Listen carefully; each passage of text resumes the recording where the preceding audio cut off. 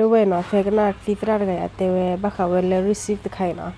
ที่เลยพูดได้เนี่ยอะไรเกี่ยวกับมีเลยพูดเลยใส่เนี่ยก็เนี่ย receive ตะไคอย่างคนนั้นเนี่ยreceive ตะไคเนี่ยที่เราพอเลยสิจีบ้าเราดิเนี่ยอาบาดูบัตที่เวลาเราชูคลีมเนาะดีตลอดเราที่ชอบเลยว่าจะเนาะ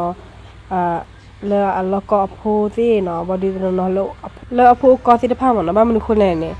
receive ตะไคเนี่ยโอ้เวลาเดปฏิทินเวลาเนี่ยป้าคือเวลาเดงานขาเลยโอ้เวลาอัดจูเราดิเนี่ยอามาเลมาบาดูเวดาปอมีเกปอความมีเกอะฮอมอะคนที่ receive ตะไคเนี่ยไอเกวดะบะเลพอดาเลบิจูอ่ะเนาะเราก็คาราเวเตปิอาสิกอวดาเลดิดอลeducatorสิกอวดาชุดชาดิดอลเอาเวดาเลตาซาบีเดเนาะติเชชิเชเดบลอดิเนี่ยซาเพดาชาเดมดาเดคนเนี่ยเสกนะสบะตระกันอะเตวดาเลไปยกลงเนาะอะเกด็อกเตอร์เนาะเราจะมีตัวก่อนแล้วนะเพื่อวิธีที่พันเนี่ยคือเห็นกันหน้าเพย์มันเนาะบอดี้เนี่ยเอาไว้ตัวก็เชฟอยากเลยคือมุดก็เอาเงินที่มันเนาะแต่แล้วขณะรีดูสิก็เว้ยเดี๋ยวเกี่ยวกับknowledge แต่ที่ยังนับเพื่อคันเลยบุกที่ยังสิก็บักเราต้องชุดคลิปกับปามันเนาะကိုဝင်ဆောင်ဖို့ကြိုးစားနေတဲ့စုံလွဲတွေဒီကောင်ကြီးမကင်ပါနဲ့ကိုဝင်ဆောင်ဖို့အခက်ခဲရှိနေတဲ့စုံလွဲတွေကလည်းဝေးနေရပါမယ်ဟုတ်လားပါကျွန်တော်ကတော့အကျမရေဘုဟုတတလေးတွေကိုအရင်တင်တယ်လို့ sharing လုပ်ပေးနေတဲ့ဒေါက်တာချမ်းမင်းဖြစ်ပါတယ်ကျွန်တော်ဒီနေ့ sharing လုပ်ပေးချင်တာကတော့ဒီ thermal receive paper တွေကကျမရေအတွက်ဘယ်လိုဒုက္ခပေးလဲဆိုတဲ့ဟာကိုကျွန်တော် sharing လုပ်ပေးပါမယ် Don't touch this. Don't touch these. နိုင်ငံတကာမှာတော့ဒီ paper ကိုမသုံးသင့်ဘူးဆိုပြီးတော့မှ ban နေတဲ့နိုင်ငံတွေအများကြီးပေါ့နော်ကျွန်တော်တို့မြန်မာနိုင်ငံမှာတော့ကြက်ကြက်ပြက်ပြက်ရောင်းနေတယ်အကြီးရှိအသေးရှိအစိုက်ဆောင်ရတယ်ဈေးတက်တာနဲ့ရောင်းပေးနေတယ်သူ့ရဲ့ဆက်ကလည်းလက်တီတစ်ဆုပ်စာလောက်ပဲရှိရဲ့မီးမလာလည်းထုတ်လို့ရတဲ့ receipt တွေကျွန်တော်ကိုယ်တိုင်လည်းတင်ထားမိနေတဲ့ receipt တွေလူတိုင်းလည်းဒီ paper တွေကိုအိတ်ထဲမှာရှိမယ်လို့ကျွန်တော်ယုံကြည်ရဲ့ဒီ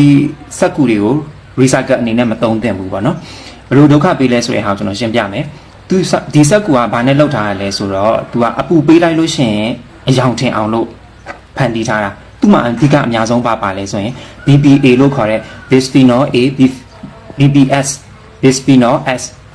ဒါတွေပါတယ်သူကဘာအတွက်နာမည်ကြီးလဲဆိုရင် famous hormone disruptor ဆိုပြီးတော့မှနာမည်ကြီးတယ်ကိုခန္ဓာထဲမှာဟော်မုန်းတွေကိုကတောင်းကနင်းဖြစ်သွားစေတယ်အဲ့ဒီကနေဆက်ဆက်ပြီးတော့မှယောဂအကြီးတွေရနိုင်တယ်ပေါ့ပထမအဦးဆုံးကျွန်တော်ပြောခဲ့သလိုအမျိုးသားပဲဖြစ်ဖြစ်အမျိုးသမီးပဲဖြစ်ဖြစ်မျိုးပွားစွမ်းရည်ကိုအဓိကထိခိုက်နိုင်တယ်သူကဘာယောဂတွေဖြစ်နိုင်လဲဆိုလို့ရှိရင်ဟော်မုန်းနဲ့ဆက်နွယ်နေတဲ့ယောဂတွေကိုဖြစ်နိုင်တယ်စီးကျူယောဂအဝါလွန်ယောဂအနေအဆင့်ကိုအလေးချိန်နေတောက်လျှောက်တိုးလာမယ်အဝါလွန်ယောဂစီးကျူယောဂဖြစ်နိုင်တယ်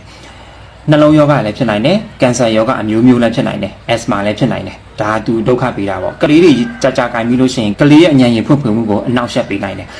USA တို့ကနေဒါတို့နိုင်ငံကြီးတွေမှာဂျပန်နိုင်ငံတို့မှာဘန်ထားပြီးဒီစက်ကူကိုမသုံးသင့်ဘူးဆိုပြီးတော့ဗောနော်ဆိုတော့ကျွန်တော်တို့မြန်မာနိုင်ငံမှာကဖြစ်နိုင်သေးဘူး3ရအောင်မယ်ဆိုလို့ရှိရင်တော့ရှောင်းရံအချက်လေးတွေကိုကျွန်တော်အကြံပေးခြင်းနဲ့ ATM စက်ကနေငွေထုတ်လို့ရှိရင် receipt ကိုမထုတ်ပါနဲ့တတ်နိုင်တဲ့လောက်ဒီ receipt ကိုလက်မခံပါနဲ့မယူပါနဲ့တကယ်လို့တအားလိုအပ်တယ်ဆိုလို့ရှိရင် digital receipt အနေနဲ့ဓာတ်ပုံရိုက်ပြီးတင်တာမျိုးလုပ်ပေးပါအစာနဲ့အတူတူတွဲပြီးတော့မှမထားသင့်ပါဘူးဝယ်လာပြီးဆိုရင်ဒီ receipt တွေကိုအစာနဲ့တွဲမထားနဲ့ cashier အနေနဲ့အလုပ်လုပ်နေရတဲ့ညီလေးညီမလေးတွေပေါ့နော်ဝန်ထမ်းလေးတွေကဒီစက်ကူတွေကတော့ကြတော့သူတို့ကအများအားကင်နေရတာမတက်နိုင်ဘူးအဲ့ဒါဆိုရင်လက်အိတ်ဆွတ်ပြီးတော့မှသုံးသင့်ပါတယ်လုပ်ငန်းခွင်မှာလက်အိတ်လေးသုံးပေးပါတကယ်လို့ကြာကင်မိပြီဆိုတော့လူတွေကလည်းလက်ကိုဆက်ပြာနဲ့ချက်ချင်းဆေးသင့်ပါတယ်အရှိမနိဒာမှာကျွန်တော်ပြောခဲ့သလိုပဲကိုဝင်ဆောင်မှုစူးစမ်းနေတဲ့ညီကိုမောင်မတွေကကြတော့လုံးနေရတာကဒီလိုတာမန် paper တွေနဲ့ထိတွေ့နေရသလားလက်ပုံတကြီးဖြစ်နေသလားဆိုတဲ့ဟာလေးကိုကိုယ့်ရဲ့သက်ဆိုင်ရာ OG တွေနဲ့တိုင်ပင်ပေးပါဒီကိစ္စလေးတွေကိုဆင်ခြင်လိုက်မယ်ဆိုလို့ရှိရင်အားလုံးအဆင်ပြေမယ်လို့ယုံကြည်ပါတယ်ကျွန်တော်တယောက်တည်းပြောရုံနဲ့မလုံလောက်ဘူးဒီလိုကျမရေဘုဟုတုတတွေကအများကြီးသိတတ်ပါတယ်ဆိုတော့ဒီ post လေးကိုလည်းတစ်ဆင့်ပြန်ပြီးတော့မှ share ပေးစီချင်ပါတယ်